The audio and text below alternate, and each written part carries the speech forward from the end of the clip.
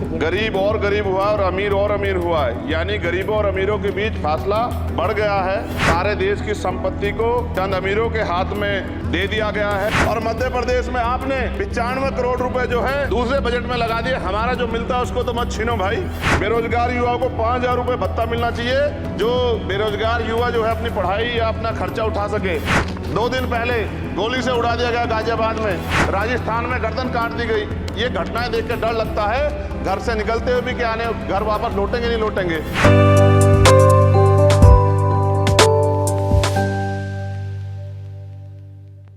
बहुत बहुत धन्यवाद आपका, आपने मुझे बजट पे अपनी बात रखने का अवसर प्रदान किया। मैं अपनी बात को शुरू करते हुए बहुजन समाज में जन्मे सभी संतों, गुरुओं और महान पुरुषों को नमन करता हूं। साथ साथ मैं भारत की महान जनता का भी धन्यवाद करता हूं कि उन्होंने लोकतंत्र की रक्षा इस बार की है।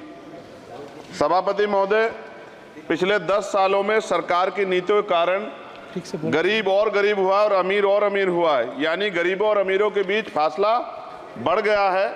सारे देश की संपत्ति को चंद अमीरों के हाथ में दे दिया गया है। ये हमारे संविधान की मंशा और समतावादी समाज के लक्ष्य के खिलाफ है। अतः हमारी नीतियां गरीबों के पक्ष में भी होनी चाहिए। जातिगत जनगणना, SC ST OBC यानी कि जो बहुजन समाज के लिए आज जीवन मरण का प्रश्न है, इसके बारे में कोई बात बजट में नहीं की गई है। इसके बाद जनसंख्या के अनुपात में बहुजन समाज को सभी क्षेत्रों में हिस्सेदारी मिलनी चाहिए, तभी बाबा साहब अम्बेडकर का जो सपना है समतामूलक समाज का वो पूरा होगा। महोदय, एक ऐसा विकसित भारत है जिसमें आज भी सफाई कर्मचारी को पक्की नौकरी नहीं मिल रही है और उसको गटर में उतरने के लिए मजबूर किया जा रहा है। उनके लिए कोई अलग से बजट नहीं है। बजट बन सकता है अगर सरकार चाहे।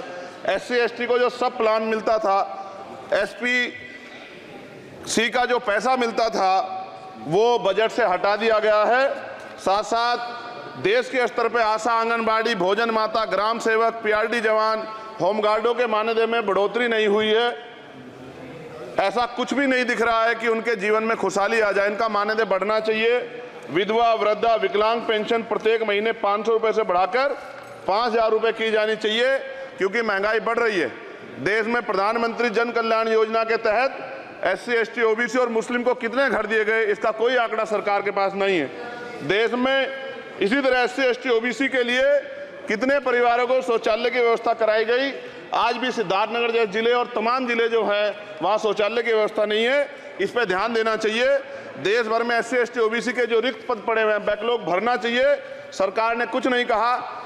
ये कैसी विश्व की 5वीं अर्थव्यवस्था है जिसमें आज भी SC ST पर अत्याचार हो रहा है, महिलाओं के साथ रेप हत्या हो रही है। NCRB का डाटा पढ़ेंगे तो खून के आंसू रोने पड़ेंगे। युवा बेरोजगार है, सड़कों पे 80 करोड़ लोगों को 5 किलो राशन में जीवन यापन करना पड़ रहा है।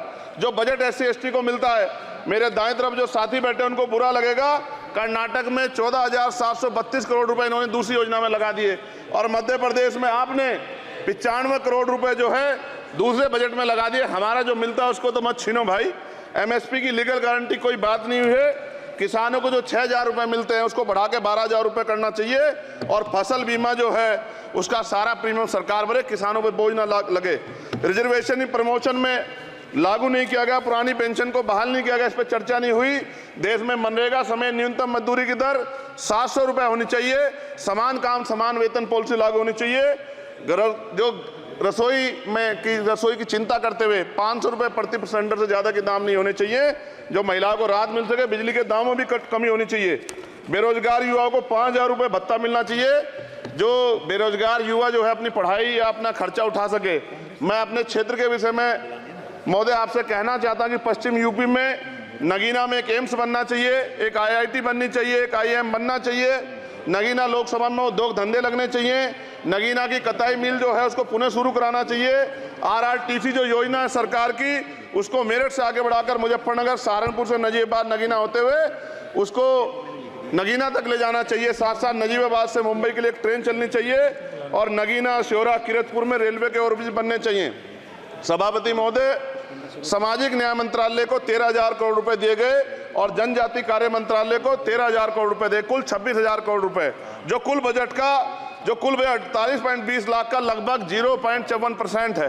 जबकि हमारी संख्या 25% से ज्यादा SC ST की और बहुजन समाज की मिलाओगे तो 85% से ज्यादा है।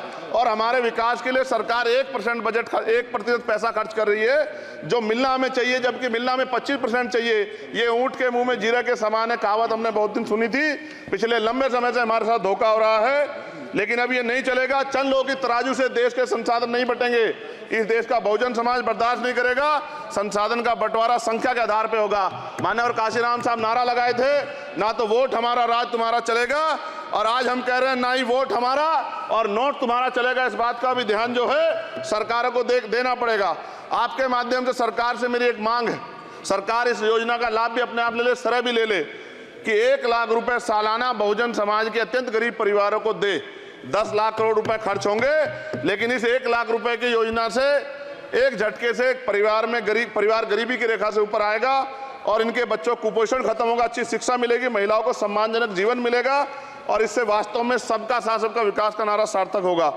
अगर प्रश्न ये होगा कहां से आएगा, तो उसका जवाब ये है कि जब अमीरों का 16 लाख करोड़ रुपए माफ हो सकता है, कॉर्पोरेट टैक्स का घटाकर लाखों करोड़ रुपए का चुना सरकारी खजाने को लगाया जा सकता है, पेट्रोल डीजल के दाम 10 गुना एक्साइज ड्यूटी बढ़ाई जा सकती है, तो गरीबों को सरकार पैसा क्यों नहीं दे सकती।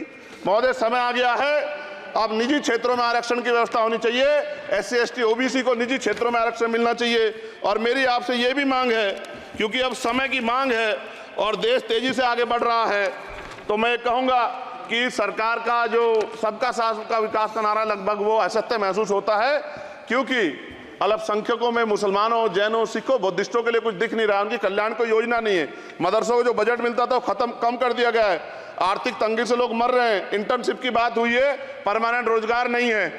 और दिल्ली में क्या हुआ बच्चों के साथ कल, उनकी सुरक्षा की जिम्मेदारी क्या है? वो आए तो बनने थे IAS IPS और बन क्या गए, लाशें बन के गए। यहाँ से कोई ध्यान नहीं दे रहा है, किसी की नजर नहीं है।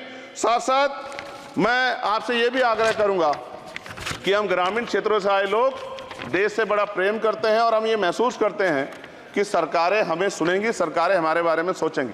लेकिन ऐसा महसूस हो जाता है आज़ादी के 75 साल बाद, और जिसको अमृत काल कहा जा रहा है, आज भी SC ST OBC के लोगों पर अत्याचार हो रहा है।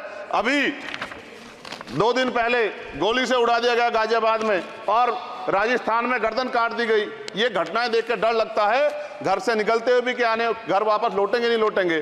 तो मेरा सरकार से आग्रह है, अगर आज़ादी के 75 साल बाद भी हमारी हत्या हो रही है, तो हमारी मां को भी दर्द हुआ होगा जब उसने हमें पैदा किया होगा, हमारी बहनों को भी हमारे खोने का दर्द होता होगा। कैसी कानून व्यवस्था है आपकी, सब कुछ है आपके पास, फिर भी जो है महिलाओं पर रेप नहीं रोक पा रहे हो, हत्याएं नहीं रोक पा रहे हो, गरीबों, दलितों, पिछड़ों, किसानों, मजदूरों की जान नहीं बचा पा रहे हो। किसान सुसाइड कर रहा है, नौजवान सुसाइड कर रहा है, और बड़ी बड़ी बातें होती हैं, इधर भी अच्छे लोग हैं, इधर भी अच्छे लोग हैं, लेकिन अच्छाई तब होगी जब जमीन पे भी कुछ काम दिखाई देगा। और जमीन पे महोदय कोई काम दिखाई नहीं दे रहा है। जब कोई योजना की बात आती है तो सरकार हमसे मुंह मोड़ लेती है। आप बताइए, एजुकेशन का बजट कम कर दिया, हेल्थ का बजट कम कर दिया। मैं अपने क्षेत्र में गया तो आप विश्वास कीजिए, डॉक्टर नहीं है, स्कूल में मास्टर नहीं है, और कोई भर्ती ऐसी नहीं जिसका पेपर लीक नहीं होता है।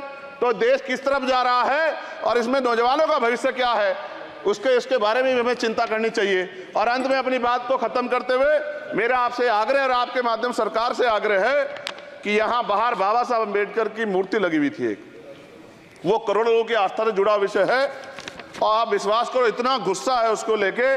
मेरी आपके माध्यम से मैं हाथ जोड़ता नहीं हूं, लेकिन मैं हाथ जोड़ के आपसे आग्रह कर रहा हूं कि प्रधानमंत्री जी, सरकार से हमारी आग्रह कि वो अम्बेडकर वादियों के सम्मान का ध्यान रखते हुए, उनके जो है दिल की पीड़ा को समझते हुए, उनके दर्द का ध्यान रखते हुए उस मूर्ति को पुनः स्थापित करा दीजिए। अगर इसमें कोई राजनीतिक कारण अलग बात है, लेकिन मैं कंक्लूड कर रहा हूं। मगर मैं आपसे कहना चाहता हूं, इसमें बहुत गुस्सा है। जिस दिन अम्बेडकर वादी गुस्सा हो जाएगा, वो फिर इस सरकार को जो 24 में आ गई है, वो आने वाले चुनाव में ऐसा सबक सिखाएगा कि दोबारा पलट के नहीं देख पाओगे। तो मैं आपका धन्यवाद करता हूं, और मुझे विश्वास है कि सरकार मेरी बातों पे गौर करेगी और गरीबों के बारे में सरकार सोचेगी, गरीबों को आगे बढ़ने के अवसर प्रदान होंगे। धन्यवाद। अगर आपको हमारा वीडियो पसंद आया हो तो बिहान इंडिया के चैनल को लाइक कीजिए, सब्सक्राइब कीजिए और अपने परिवार और अपने दोस्तों के साथ शेयर करना ना भूलें। साथ ही हमारा बेल आइकन भी जरूर दबाएं, और हमारा चैनल ट्विटर, फेसबुक और यूट्यूब पे है, तो तीनों जगह अपना सपोर्ट जरूर दिखाएं।